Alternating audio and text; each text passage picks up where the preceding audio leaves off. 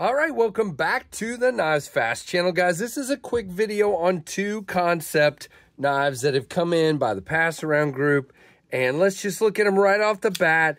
This is the Hinterlands, very cool looking with blue titanium, beautiful weave carbon fiber, and S35 for the steel. All right, and the second one is the button lock Shikiri, which is steel liners, aluminum bolsters, beautiful micarta, and I'm going to blank 154 cm, I believe, on the steel. Yep.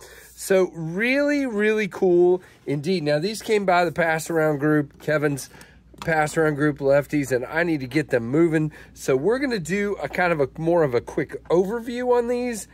Then a review, if you will. So the first one we're going to do is the Shikiri. Now, I've seen this design before. I'm pretty sure it's one that's been around but was not a button lock. It is now a plunge lock or button lock, and it is a beautiful knife. Now, let me tell you right off the bat on this one, it is not only a budget, not only a button lock, but it's a budget-friendly knife, $82.60. Again, designed by Morgan Cohen's. You've got great finishing on this. You do have contouring on the scales and no gaps there, just finished up really, really nicely. You do have a titanium clip, but it is not reversible. A great lanyard hole for those of you that love it, and a beautiful looking wrap around back spacer, and just really nicely done. Now you have a black wash blade, and again you have great looking swedge, drop point blade, and guys, you have a thumb ramp. Now the only kind of nitpick right now that I have is that I wish that jimping had gone all the way up that thumb ramp. If you're gonna do it, do it. Now I love this cutout for your finger, and guys, not only that, you have a kind of a guard here, and you also have a nice little notch back here. And for once, this was actually made to fit my hand. You can see, very nice on that. Button is finished really well. There is a tiny little bit of button stick. Now, I will say on the drop, this guy is a little on the stiff side. The deployment is okay. You know, with a button lock, this style of button lock, it is not. You see how it's kind of stiff on getting it back down in there? You got to really give it some effort. Maybe the coating, it is, as far as I know, we're going to look at the specs here in a minute. Maybe it's not. I wonder if this guy, yeah, I can't really see down in there well. I think it's on bearings. It's a pass around knife, so I'm not taking it apart, but I think it's on bearings. But it's a little stiffer. Very interesting. It could be on washers for all I know. Very nicely done. Now, as far as cutting, excellent. It is a phenomenal cutter. I was working with this the other day, just cutting some stuff, and I was enjoying it very, very much. I love the blade. Not super pokey, but very, very good in the way that it is made. So awesome. When we are out here, we are dead centered when we're locked up. No side to side, no up and down, no failure on that lock. Very, very nice knife. All right, we'll go over the specs. Well, no, let's go ahead and do it. Let's go over the specs now. All right, here we go. Sorry, guys.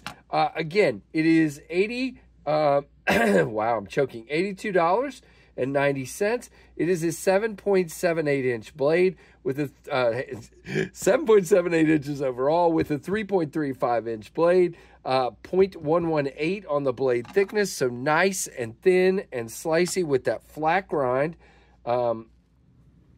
They call it a clip point, and it is in 154 cm, 4.05 ounces, designed by Morgan Cohen's. Okay, let's jump over to the Hinterlands. Sounds like we should be saying that with a fierce sounding voice. Hinterlands. Wow. All right, that helps when you actually brighten your lights up.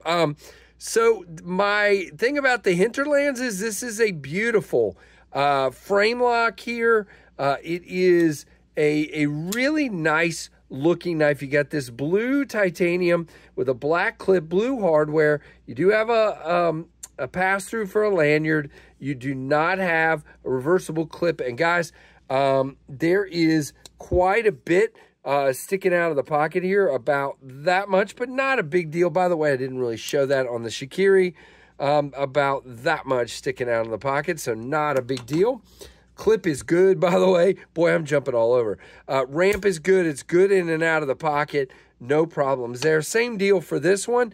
Different clip, different shape, but it works really well as well. Now, deployment-wise, you might as well say the only thing you have is this singular thumb stud, okay? More like a thumb disc, but it's definitely a thumb stud. It's angled the right way, and it works very nicely.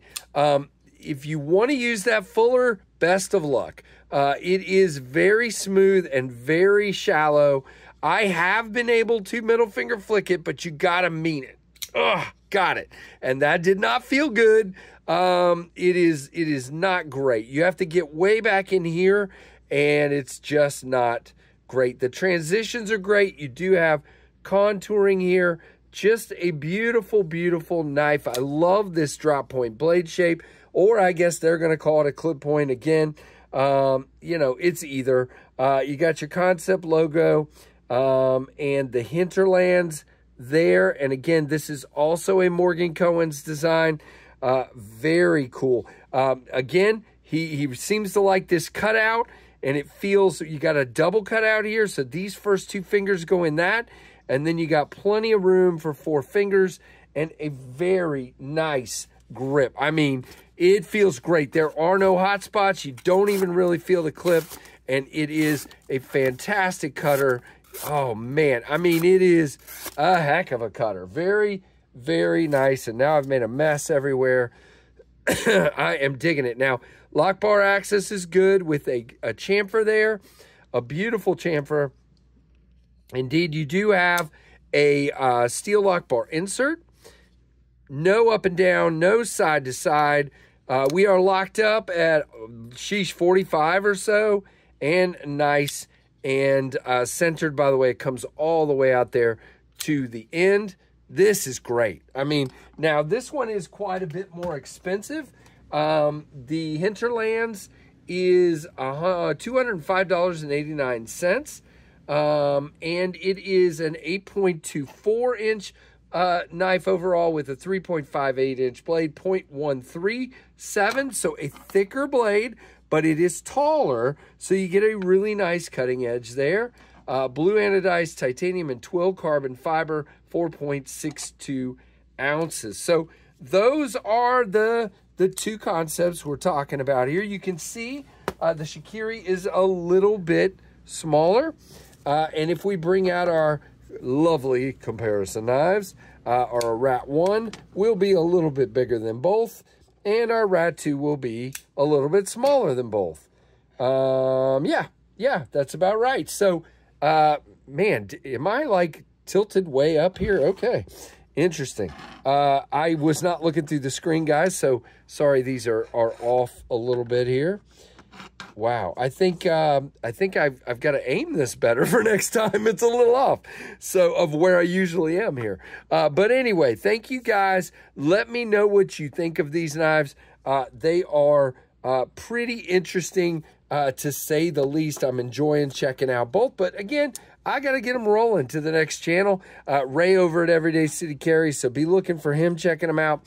And guys, I appreciate you, and I thank you for watching the Knives Fast channel.